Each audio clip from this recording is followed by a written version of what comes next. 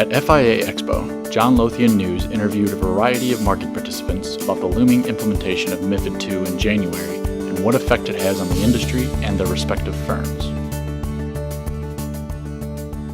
MiFID II is really interesting because people think of it as the end date. It's like this 3rd of January, which is a Wednesday, bizarrely, right? It's going to be the start of something. And that's the way I think of it. It's not the end point. So this is like if you imagine a marathon. People have been in pre-season training, and they're going to start running on their first strides of the marathon on that date, on that Wednesday, the 3rd of January. They're not ending at that point. So up till now, I think we're doing a lot of prep. And so what really is interesting for us at Curve is the Article 27. And Article 27 talks about best execution. And best execution has driven a lot of changes in market structure around the world. I think the challenge is belief to some extent. The impact has been one of, maybe we can leave it until later and figure it out. But in fact, more and more people who are starting to collect the data and look at the data are beginning to realize that there's more to what they do than they previously were aware of.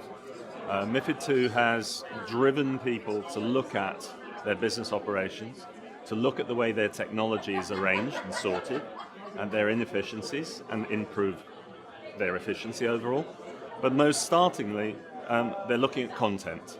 And the content is everything from who's doing what when, not just, there's a breach. So we're seeing business intelligence starting to come out of the data that's being captured. And so the newer questions we're getting are, okay, now I know who's doing what, how am I going to turn this into something useful?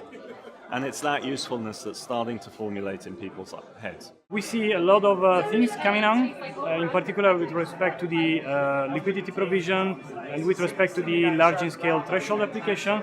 So basically we see MiFID II like an opportunity to bring more volume in the order book, in the central order book market. And we believe that the exchange is very well placed to react to that and in-source that liquidity. And we're seeing more and more companies wanting to ensure that their mobile phones are locked down and they're compliant. And that's not just with voice and SMS, that's with the likes of WhatsApp and WeChat and all the other instant messages as well. So we see ourselves as a global mobile provider in terms of actually making sure that the mobile is compliant, but also we're helping a lot of the OTC commodities brokers and other places really improve their liquidity, improve the way they're communicating with the client, and making sure that we get that right. It's having a huge impact because it requires people, A, to obey a lot more rules and a lot of changed rules, but also they need to store vast amounts of data now.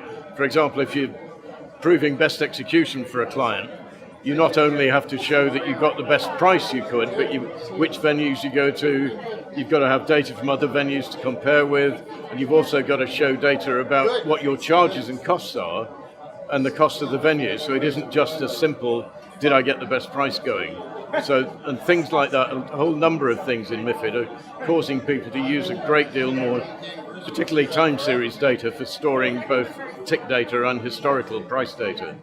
So a lot of our clients are using our technology to timestamp all of the packets through the system for MiFID II. Our general belief is that the 100 microseconds rule is probably way too lax, just simply because you can have multiple different trades happening within a single 100 microsecond window. So what that really means is I think we'll find over time is the regulators will actually start to move that 100 microseconds down when they realize that that is allowing multiple different events to happen at the same time. So our technology allows you to timestamp at a nanosecond resolution and do that across multiple different streams at the same time. So it's multiples of what's actually required by MiFID II. But what we're finding is because firms at this point are actually going out there and building these systems for MiFID II, that they're actually taking it over and above what they need. So that they're able to either deal with more stringent regulations in the future, or they're also able to use it for their own data analytics as well.